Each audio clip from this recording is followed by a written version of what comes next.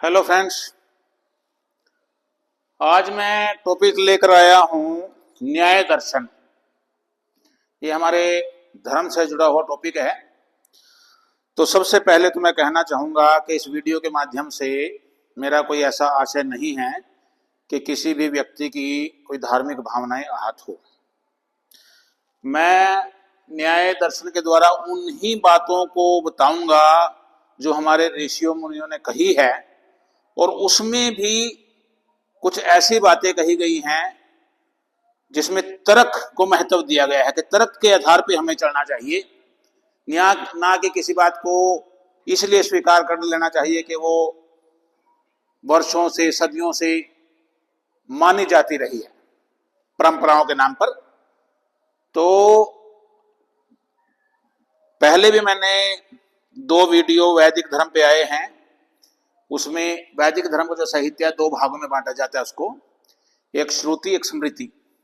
श्रुति में आते हैं हमारे वेद, ब्राह्मण, अरण्यक, ब्राह्मण पुस्तकों का नाम है, जाति नहीं, और उपनिषद। फिर उसके बाद जो स्मृति है उसमें आते हैं धर्म शास्त्र आते हैं, बहुत से पुराण आते हैं, रामायण महाभारत भी उसमें आते हैं, और उसमें 6 दर्शन आते हैं, हमारे 6 दर्शन। हमारी फिलोसफी क्या है, हमारे ऋषि मुनि जीवन को किस तरह समझते थे, जीवन का लक्ष्य क्या समझते थे कि होना चाहिए, और उन लक्ष्यों को कैसे प्राप्त किया जा सकता है। तो उसमें अंधविश्वास का क्या स्थान था, तर्क का क्या स्थान था, वो सब बातें अब इसमें हम करेंगे। तो जो आज हम दर्शन की बात करेंगे, न्याय दर्शन की, उसको शुरू किया था अक्षपाद गौतम ने, एक ऋषि थे। कई जगह यह माना जाता है कि ये वही गौतम थे जिनकी पत्नी अहिल्या थी, लेकिन वास्तव में ऐसा नहीं था, क्योंकि हमारे जो वेद है उनका समय माना गया है 1500 बीसी से और 500 बीसी तक का, ये समय माना गया है। और जो दर्शन है वो वेदों के बाद लिखे गए हैं। इनका समय, न्याय दर्शन का जो समय है वो माना जाता है 600 बीसी से 200 एडी, इसके बीच में कहीं लिखा गया है। एग्जैक्ट कब लिखा गया ये नहीं पता। तो इस समय में अगर हम गौतम ऋषि, अहिल्या जिनकी पत्नी थी, उनको माने तो वो तो कहा गया है कि कोई त्रेता युग था, कितने वर्ष पहले था, तो वो संभव नहीं है। इनका जो समय है 600 बीसी से 200 एडी के बीच माना गया। उसके आधार पे मैं ये कह सकता हूं कि जो गौतम ऋषि, ये वो गौतम ऋषि नहीं थे, ये अक्षपाद गौतम उन गौतम ऋषि से अलग थे जिन्होंने न्याय दर्शन दिया। अब बात करते हैं दर्शन है क्या। भारत में दर्शन का अर्थ है वह विद्या जिसके द्वारा तत्व का ज्ञान हो। एक शब्द है तत्व। अब प्रश्न आएगा तत्व क्या है।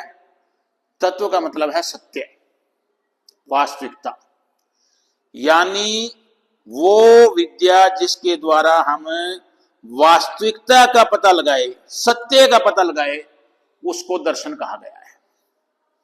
अब 2 विद्वान लिए हैं मैंने, एक विदेशी एक भारतीय, कि इन्होंने दर्शन के बारे में क्या कहा। एक अमेरिकन थे T S. Eliot, he studied Sanskrit, उन्होंने संस्कृत भाषा का भी अध्ययन किया था। पाली भाषा होती थी जब बौद्ध धर्म था चलन में, तब पाली भाषा होती थी। पाली भाषा भी इन्होंने पढ़ी, और इन्होंने टेक्स्ट पढ़े, भगवत गीता भी इन्होंने पढ़ी, और उपनिषद भी पढ़े हार्वर्ड यूनिवर्सिटी अमेरिका में। तो इन्होंने क्या कहा दर्शन के बारे में कि भारतीय दार्शनिकों की सूक्ष्मताओं को देखते हुए यूरोप के अधिकांश महान दार्शनिक स्कूल के बच्चों जैसे लगते हैं। देखो कितनी बड़ी बात कही। भारतीय दर्शन को इन्होंने पढ़ा, और भारतीय दर्शन के मुकाबले जो इनका वेस्ट का या यूरोप का दर्शन था, उनको लगा कि वो बहुत मामूली है, तुच्छ है। इतनी महान बात कही गई है। पाणिनि, इनके ऊपर भी मैंने एक पहले वीडियो बनाया है। संस्कृत के बहुत बड़े विद्वान थे। संस्कृत भाषा इनके समय से पहले बोलचाल की भाषा थी, व्यवस्थित नहीं थी। इन्होंने एक व्याकरण के ऊपर, संस्कृत के व्याकरण के ऊपर पुस्तक लिखी, जिसके बाद बताया कि इसको व्यवस्थित रूप से कैसे लिखा जाना चाहिए, और इनकी पुस्तक का नाम था अष्टाध्यायी। तो इन्होंने क्या कहा कि दर्शन का मतलब है अंतर्दृष्टि से देखना। एक तो बाहरी दृष्टि से देखते हैं, अंतर्दृष्टि, अंतर्मन से देखना। तो दर्शन, भारत में जो दर्शन चलते हैं वो 9 प्रकार के दर्शन हैं। उन 9 में से 6 दर्शन ऐसे हैं जिनको हम आस्तिक बोलते हैं और 3 दर्शन ऐसे हैं जिनको हम नास्तिक बोलते हैं। वैसे हम आस्तिक और नास्तिक शब्द बोलते हैं, जो भगवान को विश्वास करे भगवान पे वो आस्तिक है, जो भगवान को ना माने वो नास्तिक है। लेकिन दर्शन के अनुसार ऐसा नहीं है। दर्शन में आस्तिकता वेदों से जुड़ी है। जो वेदों को मानने वाले दर्शन है वो आस्तिक है, और जो वेदों को नहीं मानते वो नास्तिक है। जैन दर्शन, बौद्ध दर्शन और एक चारवाक दर्शन है, ये वेदों को नहीं मानते। 6 दर्शन वेदों को मानते हैं, ये आस्तिक दर्शन है। और इन्हीं आस्तिक दर्शन में से न्याय दर्शन की बात आज हम करेंगे।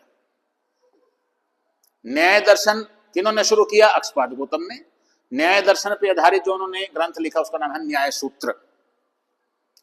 क्या है न्याय दर्शन? इनके अनुसार दर्शन तब तक किसी बात को स्वीकार नहीं करता जब तक वो तर्क और अनुमान की कसौटी पर खरा न उतरे। देखो कितनी बड़ी बात कही है। हमें तर्क का इस्तेमाल करना है, तर्क की कसौटी पे जो खरी उतरे बात उसी को स्वीकार करना है। और अधिकांशतः जब हम देखते हैं आज के समय में, हम धर्म को जिस रूप में देखते हैं उसमें तर्क के लिए स्थान नहीं है।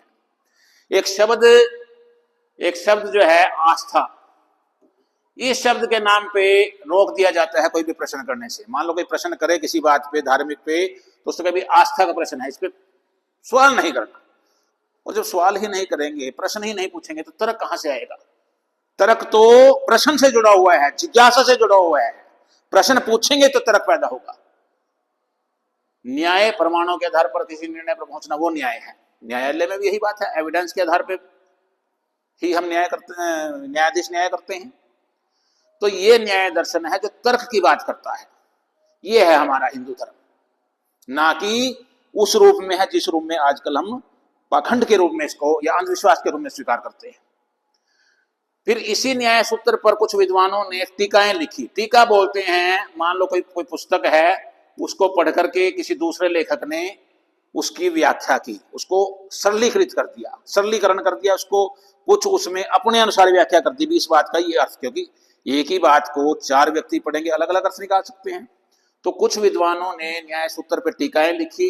वात्सायन ने लिखा न्याय भाष्य, उद्योतकराचार्य ने लिखा न्याय वार्तिक, एक वाचपति मिश्र हुए हैं, उन्होंने न्याय वार्तिक तात्पर्य टीका, और ऐसे गंगेश उपाध्याय 12वीं शताब्दी में हुए, बहुत बाद में तत्व चिंतमणि, उसको नव न्याय दर्शन भी कहा जाता है। अब दर्शन जो है वो तो ये कहते हैं कि जीवन में दुख ही दुख है, सुख है ही नहीं। और अगर सुख है भी, वो भी दुख का ही रूप है। क्यों? क्योंकि जब हम सुख को प्राप्त करेंगे तो हमें इस बात की चिंता रहेगी कि ये सुख पूर्वक जो जीवन बिता रहे हैं, ये स्थिति चली ना जाए, समाप्त ना हो जाए, और वो जो दिमाग में बात आएगी वो भी दुख का कारण है। तो अंततः सब कुछ दुख ही दुख है। और न्याय दर्शन का उद्देश्य क्या है? दुखों से छुटकारा पाना। और दुखों से छुटकारा जब पा लेंगे, उस अवस्था को क्या कहा गया है? मोक्ष कहा गया है। देखो 2 शब्द आते हैं हमारे धार्मिक ग्रंथों में, स्वर्ग और मोक्ष। ये दोनों अलग अलग हैं। स्वर्ग की जो अवधारणा है वो ये है कि आपको अच्छे कर्मों के अनुसार स्वर्ग मिलेगा, अच्छे कर्मों का फल मिलेगा सुख के रूप में, आनंद के रूप में। जैसे ही आपके अच्छे कर्मों का जितना आपको फल मिलना चाहिए तो वो समाप्त हो गया, फिर आपको दोबारा जन्म लेना पड़ेगा। ऐसा हमारे दर्शन मानते हैं। लेकिन मोक्ष वो अवस्था है जब आपको जन्म मरण से मुक्ति हो जाएगी। तो अंतिम लक्ष्य न्याय दर्शन का मोक्ष है। लेकिन इन्होंने मोक्ष को ज्यादातर किस शब्दों में परिभाषित किया है? दुख से।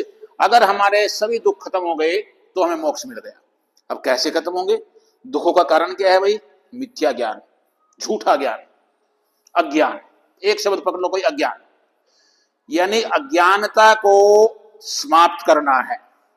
अज्ञानता समाप्त होगी तो दुखों से छुटकारा मिलेगा।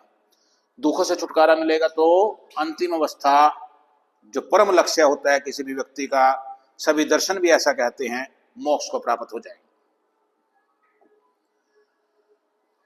तो अक्षपाद गौतम ने 16 पदार्थ कहे हैं जिनका ज्ञान होने पर हम अज्ञानता को दूर करेंगे, दुखों से छुटकारा पाएंगे, मोक्ष को प्राप्त होंगे। पदार्थ वैसे तो हम आजकल की भाषा में मैटर बोलते हैं, जो आजकल के बच्चे हैं वो समझते होंगे मैटर जो है उसको पदार्थ बोलते हैं। मैटर क्या है? कोई भी चीज जो स्थान घेरती हो, जिसका कुछ द्रव्यमान हो, कुछ वेट हो, सॉलिड, लिक्विड, गैस, ये सारी इसकी अवस्थाएं हैं। लेकिन यहां ये अर्थ नहीं है। 16 पदार्थ का मतलब 16 चीजें हैं, क्योंकि इसमें तो आत्मा की भी बात आएगी, मन की भी बात आएगी। अब वो तो जो है आज की परिभाषा में फिट नहीं होते, तो इसलिए न्याय दर्शन के अनुसार अब 16 ऐसी भाग है, 16 ऐसे अंग है जिनके द्वारा हम अज्ञानता को दूर करके मोक्ष को प्राप्त कर सकते हैं। वो क्या है? प्रमाण, अभी आगे करेंगे। 4 प्रमाण होते हैं, प्रमेय 12 होते हैं, संशय, प्रयोजन, कुछ बातें पता ही है, दृष्टांत, सिद्धांत, अवयव, तर्क, निर्णय, ये लगभग एक दूसरे से जुड़े हुए हैं। वाद, जल्प, वितंडा, हेत्वाभास, छल, जाति, निग्रह, ये एक दूसरे से जुड़े हुए हैं। अब हम इनको डिटेल में करते हैं। प्रमाण है भाई मीन्स ऑफ नॉलेज, ज्ञान के साधन। किन साधनों के द्वारा हम ज्ञान प्राप्त करते हैं? 4 साधन कहे गए हैं, प्रत्यक्ष, अनुमान, उपमान और शब्द। प्रमाण वह तरीका जिससे हमें सही ज्ञान मिलता है। किससे मिलता है सही ज्ञान? 4 साधन है। प्रत्यक्ष इंद्रियों से ज्ञान, देखो 5 इंद्रियां कही गई है हमारी, आंख, नाक, कान, त्वचा और जीभ। छठी इंद्रिय भी कही जाती है, मन को भी इंद्रिय माना गया है, आंतरिक इंद्रिय, ये बाह्य इंद्रियां हैं 5। तो हम बाह्य इंद्रियों से प्रत्यक्ष ज्ञान प्राप्त करते हैं। आंख से देखते हैं, देखने के द्वारा ज्ञान मिलता है, कान से सुनते हैं, सुनने के द्वारा ज्ञान मिलता है, इसी तरह से त्वचा से स्पर्श करके हम ज्ञान मिलता है। तो ये जो ज्ञान है प्रत्यक्ष ज्ञान है। अनुमान है, ये प्रत्यक्ष नहीं, तर्क से ज्ञान है। मान लो हमने देखा कहीं दूर आग लगी हुई है किसी पर्वत पे, हमने देखा कि धुआं उठ रहा है किसी पर्वत पे, तो हम उससे, हमने आग नहीं देखी लेकिन हमने उससे अनुमान लगाया कि वहां आग लगी होगी। क्यों? क्योंकि आग लगेगी तो धुआं उठेगा। तो इस तरह को हम अनुमान बोलते हैं। एक है उपमान प्रमाण। उपमान का मतलब तुलना से ज्ञान। एक चीज हमने किसी को दिखा दी और उसको कहीं और भेज दिया, उसी जैसी कोई चीज दूसरी के बारे में बताया कि भाई वो चीज इस तरह की होगी, ऐसी सी तुम देखोगे तो पता लगा सकते हो। नीलगाय का उदाहरण दिया जाता है। मान लो कोई जिसने नीलगाय नहीं देखी, जंगल में जा रहा है और उसको कहा भी वहां नीलगाय भी मिल सकती है, तो कैसी होगी? भाई वो गाय जैसी होगी। तो एक चीज के लक्षण देख करके, एक चीज के लक्षणों का ज्ञान होने पर उससे तुलना करके दूसरी चीज का अंदाजा लगाना उपमान है। शब्द बोलते हैं हम विश्वसनीय कथन। कुछ ऐसी बातें किसी वेद में लिख दी, कुछ धार्मिक ग्रंथों में लिख दी, जिनको हमने स्वीकार कर लिया है जो चीज, वो शब्द है। जैसे पहले माना जाता था, चर्च या बाइबल भी ये मानते थे कि सूर्य पृथ्वी के चारों ओर चक्कर लगाता है, लेकिन बाद में सिद्ध कर दिया कोपरनिकस ने, ब्रूनो था, फिर गैलीलियो था, इन्होंने सिद्ध किया कि नहीं, सूर्य केंद्र में है पृथ्वी, और पृथ्वी जैसे और ग्रह सूर्य के चारों ओर चक्कर लगाते हैं। सिद्ध हो गया ये, तो ये विश्वसनीय कथन हो गया ये। तो ये शब्द का रूप इसने धारण किया, शब्द बन गया। तो इन 4 बातों से हम ज्ञान ग्रहण कर सकते हैं। प्रमेय, ज्ञान की वस्तुएं, ऑब्जेक्ट्स ऑफ नॉलेज, ये 12 है। ज्ञान किससे प्राप्त करते हैं हम? इंद्रिय से करते हैं। ये पहले आई गया, कुछ बातें पहले आई हुई है, एक दूसरे से मिली हुई है। इंद्रिय कहाँ है? हमारे शरीर में है। अर्थ जो शब्द है वो इंद्रिय से जुड़ा हुआ है। जैसे हमने देखा किसी चीज को, देखने को हम रूप बोलते हैं, तो रूप अर्थ में आएगा। किसी चीज को हमने सूंघ करके ज्ञान प्राप्त किया, तो सूंघने को क्या बोलते हैं? गंध बोलते हैं। तो गंध क्या है? वो अर्थ है। तो 5 इंद्रियों से जुड़ी हुई जो गुण है, उनसे ही मिला हुए अर्थ बनते हैं। तो इनसे ज्ञान प्राप्त करते हैं, हमें पता ही है। आत्मा, बुद्धि, मन, ये तीनों जुड़े हुए हैं। आत्मा शरीर में होकर भी हम शरीर से अलग मानते हैं, क्योंकि आत्मा शरीर से निकल गई तो शरीर मृत हो जाता है। तो आत्मा के द्वारा भी अंतिम लक्ष्य तो जो कुछ भी है, बहुत सी चीजें तो हम अनुमान लगाते हैं। सुख दुख की अनुभूति होना, ये आत्मा के गुण कहे गए हैं। ईर्ष्या होना, ये आत्मा के गुण कहे गए हैं। तो आत्मा के द्वारा भी हम ज्ञान प्राप्त करते हैं। मन आत्मा से जुड़ा हुआ है। मन और आत्मा मिलकर के कर्म करते हैं, और ये ज्ञान प्राप्त करते हैं किसके माध्यम से? बुद्धि के माध्यम से। ये तीनों जुड़े हुए शब्द है, मन और आत्मा। ये दिखती तो है नहीं। तो मन और आत्मा कुछ ऐसी अवधारणाएं हैं, ये दोनों मिलकर के कर्म करती है, ज्ञान प्राप्त करती है। जिस माध्यम से प्राप्त करती है उसको बुद्धि कहा गया है। तो ये हमारे प्रमेय में 6 भाग हो गए। प्रवृत्ति, कर्म, कर्म से फल जुड़ा हुआ है। अच्छे कर्म करेंगे अच्छा फल मिलेगा, बुरे कर्म करेंगे बुरा फल मिलेगा। तो ये भी ऑब्जेक्ट्स ऑफ नॉलेज है। दोष, 3 दोष कहे गए हैं, राग, द्वेष और मोह। राग किसी चीज में आसक्ति हो जाना, द्वेष ईर्ष्या, मोह ये भी अज्ञानता ही है। प्रत्यय भाव बोलते हैं मरण के बाद जन्म यानी पुनर्जन्म, ये भी हमारे शास्त्रों में कहा गया है। तो इनको भी हमने ऑब्जेक्ट्स ऑफ नॉलेज माना है, इनका भी हमें ज्ञान होना चाहिए। इन सभी के ज्ञान के द्वारा हम अज्ञानता को दूर करेंगे, दुखों से छुटकारा पाएंगे और अंततः मोक्ष प्राप्त करेंगे। दुख का पता होना चाहिए, दुख के कारण क्या है, कैसे से छुटकारा पाया जा सकता है। दुख के ऊपर तो ये सारा का सारा शास्त्र ही है कि दुखों से छुटकारा पाने के लिए ही सारे ये 16 पदार्थ बताए गए हैं। अपवर्ग बोलते हैं मोक्ष को, ये अंतिम लक्ष्य है न्याय शास्त्र का, मोक्ष प्राप्त करना। तो इन सभी बातों का हमें ज्ञान होना चाहिए, ये ऑब्जेक्ट्स ऑफ नॉलेज है। संशय, संदेह या संशय बोलते हैं इसको। संशय भी एक 16 पदार्थों में से पदार्थ है भाई। जब किसी चीज के बारे में निश्चित ज्ञान ना हो और 2 या 2 से अधिक संभावनाएं हो तो संदेह कहते हैं। दूर से देखा हमने कोई वस्तु, अंधेरे में हमें लगा कोई आदमी खड़ा है, हो सकता है वो पेड़ हो, अंधेरे में हमें स्पष्ट दिखाई ना दे। कई बार रस्सी पड़ी हो, हमें लगता है कि सांप है, रस्सी टेढ़ी मेढ़ी पड़ी है, तो ये संशय है। और संदेह या संशय ज्ञान की शुरुआत माना गया है। देखो एक उदाहरण दूंगा मैं। मान लो एक बच्चा है और बच्चे ने प्रश्न कर लिया कि गंगा नदी कैसे बनी, गंगा में पानी कहां से आया। 2 व्यक्तियों के पास गया, एक ने धर्मशास्त्र के अनुसार व्याख्या की कि जी सूर्यवंश में कहीं राजा हुए, सगर हुआ, उसका बेटा हुआ असमंजस, उसका बेटा अंशुमन था, उसका बेटा दिलीप था, फिर भगीरथ था। सगर के बेटे 60,000 मर गए, उनकी मुक्ति के लिए जो है भगीरथ ने तपस्या की, इस तरह से गंगा को लेकर के आए। एक तो ये व्याख्या है, लेकिन वो कैसे लेकर के आए, कोई तर्क के आधार पर अगर बात कर ली तो वो हो सकता है ये कहते कि भाई ये आस्था का प्रश्न है, तर्क नहीं करना। फिर वो दूसरे व्यक्ति के पास गया, उसने बताया कि भाई गंगा जहां से शुरू होती है, गंगोत्री जो जगह है, वहां एक बहुत बड़ा ग्लेशियर है, बर्फ है बहुत बड़ा, 30 किलोमीटर वहां लंबा ग्लेशियर है, 3 से 4 किलोमीटर चौड़ा ग्लेशियर है और 600 मीटर मोटा, आधा किलोमीटर से ज्यादा। 30 किलोमीटर लंबा, 3-4 किलोमीटर चौड़ा और आधा किलोमीटर मोटा, कहीं कहीं ये मोटाई कम हो सकती है, 100 मीटर भी हो सकती है। इतना बड़ा ग्लेशियर है, उससे पानी निकलता है, पिघलता है, वो बहता है। अब तर्क के आधार पर ये बात सही लगती है, लेकिन भगीरथ लेके आए वो नहीं लगती। लेकिन वहां हम आस्था का नाम लेकर के प्रश्न पूछने से मना कर देते हैं और यही बच्चे का विकास रुक जाता है। हमारा जो प्रयास होना चाहिए वो तर्क आधारित होना चाहिए, और यही हमारे दर्शन कहते हैं। दर्शन में भी यही बात लिखा हुआ है, दर्शन धर्म का ही हिस्सा है। तो हमारे धर्म में लिखा हुआ है कि तर्क के आधार पर चलो, लेकिन वर्तमान में हम तर्क के आधार पर नहीं चलते, बहुत सी बातों को हम अंधा अनुकरण कर रहे हैं। प्रयोजन, मोटिव, लक्ष्य क्या है, अंतिम लक्ष्य क्या है, जिसकी इच्छा से कोई कार्य किया जाए। कोई पढ़ाई करे, उसका लक्ष्य क्या हो सकता है, परीक्षा में पास होना, ये तो छोटा लक्ष्य है। बड़ा लक्ष्य क्या हो सकता है, पढ़ने से आदमी का मानसिक विकास होगा, बौद्धिक विकास होगा, सोचने समझने की क्षमता बढ़ेगी, उसका किसी भी चीज को देखने का नजरिया बदलेगा। तो प्रयोजन हमारी क्रियाओं को दिशा देता है। और जीवन का उद्देश्य क्या है, प्रयोजन क्या है, या न्याय दर्शन का प्रयोजन क्या है, अंतिम लक्ष्य इसका क्या है, मोक्ष प्राप्ति है। तो कोई भी कार्य है उसका कोई ना कोई प्रयोजन होगा, तो प्रयोजन की भी हमें जानकारी होनी चाहिए।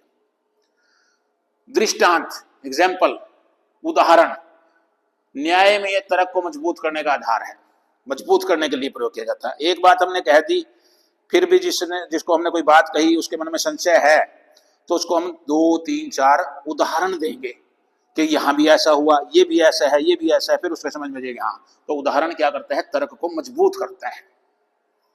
जहां धुआं है वहां आग होगी, उदाहरण रसोई घर में देखते हैं, चूल्हे में देखते हैं, लकड़ी जलाएंगे, आग जलेगी तो धुआं भी होगा। सिद्धांत, स्थापित सत्य या सिद्ध सत्य है, एक ही बात है। वो जो सिद्ध हो चुका है, जिसके ऊपर अब कोई प्रश्न नहीं है, आत्मा अमर है। हालांकि सारे दर्शन इसको नहीं मानते, लेकिन जो आस्तिक दर्शन है उनके अनुसार ये सारा एक सिद्धांत बन गया। सभी मानते हैं कि आत्मा अमर है। या कोई न्यूटन ने नियम सिद्ध कर दिए, न्यूटन के नियम है गति के, तो वो सिद्ध हो चुके, वो सिद्धांत बन गए। तो जो स्थापित हो गया सत्य वो सिद्धांत बन गया। अवयव, तर्क का ढांचा, तर्क जो है, तर्क मेन इसमें आया, इसको तर्क शास्त्र भी बोलते हैं, ध्यान रखना है। न्याय शास्त्र का ही दूसरा नाम तर्क शास्त्र भी है, तर्क पे आधारित शास्त्र है। तो किसी भी तर्क पे पहुंचने के लिए, तर्क के आधार पर निर्णय करने के लिए 5 स्टेप है। प्रतिज्ञा, जो सिद्ध करना है, हमें क्या सिद्ध करना है। मान लो आग वाला उदाहरण दे कि पर्वत पे आग है, ये सिद्ध करना है। हेतु, कारण क्या है उसका, वहां धुआं दिखाई दिया हमें। उदाहरण, उदाहरण क्या है कि भाई रसोई में भी हम देखते हैं, हम चूल्हे में भी देखते हैं, आग है तो धुआं होगा। उपनय, उस उदाहरण को उस स्थिति में लागू कर देना, क्योंकि हमने वहां भी देखा भाई रसोई में भी कि आग है तो धुआं होगा, वहां भी धुआं है तो इसलिए आग होगी। तो निगमन, उसका निष्कर्ष क्या निकल गया कि उस पर्वत पे आग है। तो इन 5 स्टेप से हम तर्क के अंतिम जो चरण है वहां पहुंच सकते हैं। तर्क ये आ गया भाई, तर्क किसी निष्कर्ष पर पहुंचने के लिए सही और मान्य तरीकों को अपनाना, उपयोग करना तर्क है। ये 5 इसके स्टेप है। निर्णय, किसी निश्चित निष्कर्ष पर पहुंचना। जब ये तर्क के 5 स्टेप कर लिए तो अंतिम जो निष्कर्ष पहुंच गया, उसके बाद जो हमने फाइनल कर लिया बातचीत, वही निर्णय है। तो अवयव, तर्क और निर्णय, ये तीनों एक दूसरे से जुड़े हुए हैं। अब अंतिम जो 7 पदार्थ हैं वो सारे एक दूसरे से जुड़े हुए हैं। वाद, ट्रूथ डायरेक्टेड डिबेट, ऐसा डिबेट जो सच्चाई की दिशा में जाए। सत्य की खोज के लिए 2 या 2 से अधिक पक्ष किसी विषय पर अपने विचार रखते हैं, प्रमाण रखते हैं, वाद विवाद करते हैं ताकि किसी निष्कर्ष पर पहुंच सके, इसको हम वाद बोलते हैं। अगले जो पॉइंट है ये वाद के ही हिस्से हैं, लेकिन ये नेगेटिव है। विक्ट्री डायरेक्टेड डिबेट, ऐसी डिबेट जिसमें एक पक्ष सिर्फ अपनी जीत निश्चित करना चाहता है, उसको सच्चाई से कोई मतलब नहीं, वो अपनी जीत के लिए कुतर्क भी दे सकता है। सत्य की खोज की बजाय अपनी जीत सुनिश्चित करने के लिए चतुराई पूर्वक उत्तर प्रत्युत्तर, ये जल्प है। ये वाद में नेगेटिव पॉइंट है। वितंडा भी ऐसा ही है, जब एक पक्ष बिना ठोस तर्क के केवल वाद विवाद को लंबा खींचने के लिए निरर्थक बातें कहे। और वितंडा में जो व्यक्ति वितंडा का प्रयोग करता है, उसके पास अपनी बात सिद्ध करने के लिए कुछ नहीं होता, वो केवल दूसरे की बात का खंडन करता है। एक व्यक्ति ने कुछ कहा, वो कहेगा भाई ये गलत है। अगर पहले वाला व्यक्ति कहेगा भाई इसको कैसे गलत है, तुम अपनी बात कहो, भी मेरे को कुछ नहीं पता लेकिन ये बात गलत है। यानी उसके पास अपना पक्ष देने के लिए कुछ नहीं है, लेकिन वो दूसरे को गलत ठहराता रहेगा, इसको हम वितंडा बोलते हैं। हेत्वाभास, भ्रांति। हेत्वाभास ऐसा कारण जो हमें वैध लगता है, देखने से लगेगा सही है, लेकिन वास्तव में वो दोषपूर्ण है। सभी बिल्ली जानवर है, सही है ये बात। सभी कुत्ते जानवर है, ये भी बात सही है। लेकिन इन दोनों से ये निष्कर्ष थोड़ी निकाल लेंगे हम सारी बिल्लियां कुत्ते हैं। सारे बिल्ली जानवर है, सारे कुत्ते जानवर है, तो सारे बिल्ली भी कुत्ते हो गए, ऐसा तो नहीं है। तो इसलिए ये दोनों बातें सही है, लेकिन उससे हमने जो निष्कर्ष निकाला वो गलत निकाला, वो कुतर्क बना दिया उसको, इसको हेत्वाभास बोलते हैं। छल, ये भी इसी का रूप है। सत्य के मार्ग में बाधा उत्पन्न करने वाला एक प्रकार का दोष है। हेत्वाभास से मिलता जुलता ही शब्द है ये विरोधी के तरफ को कुटिलता से कमजोर करने का प्रयास है। जल्प और वितंडा में इसका प्रयोग होगा। यानी जल्प और वितंडा ये नेगेटिव चीजें हैं, उसी में हेत्वाभास का प्रयोग होगा, उसी में छल का प्रयोग होगा, उसी में जाति का प्रयोग होगा। ये जाति, हमारी जातियां जैसे हम जातियों में बटे हुए, ऐसा नहीं है। ये जाति भी मिथ्या उत्तर को बोलते हैं न्याय दर्शन के अनुसार। कोई विरोधी पक्ष केवल विजय पाने के लिए मिथ्या तर्क देता है, उसे जाति कहते हैं। ये भी जल्प और वितंडा में प्रयोग होगा। एक व्यक्ति ने कहा पुस्तक को पढ़ने से ज्ञान मिलता है, सही है बात। दूसरे ने कहा हाँ ठीक है, लेकिन सूखी रोटी खाने से पेट भरता है। अब इन दोनों बातों का आपस में क्या तालमेल बनता है, कोई किसी तरह कोई संबंध बनता नहीं। तो इस तरह के कुतर्क, इसको जाति बोलते हैं। तो जाति, छल, हेत्वाभास, इन तीनों का प्रयोग वितंडा और जल्प में होगा। ये सारे एक दूसरे से जुड़े हुए शब्द हैं और सारे वाद विवाद में नेगेटिव बातें हैं। और ये सारा करने के बाद अंतिम जो पॉइंट है वाद विवाद का, अंतिम पॉइंट क्या होगा, वो अवस्था जहां वाद विवाद में एक पक्ष की हार हो जाएगी, एक पक्ष जीत जाएगा, उसका निष्कर्ष पहुंच गया। अंतिम चीज जो है, एक पक्ष जीत गया, एक पक्ष हार गया, तो ये अंतिम अवस्था है निग्रह स्थान। तो ये जो 16 पदार्थ कहे गए हैं, इन 16 पदार्थों की कारण न्याय दर्शन में क्या कहा गया है कि हमारा अंतिम लक्ष्य क्या है? मोक्ष को प्राप्त करना। मोक्ष कैसे प्राप्त होगा? अज्ञानता को दूर करके। और अज्ञानता दूर कैसे होगी? तर्क के सहारे। अगर आपको वीडियो अच्छे लगते हैं तो लाइक कीजिए, शेयर कीजिए, समय मिले कमेंट कीजिए। चैनल सब्सक्राइब नहीं किया तो सब्सक्राइब कीजिए। Thank you, thanks a lot.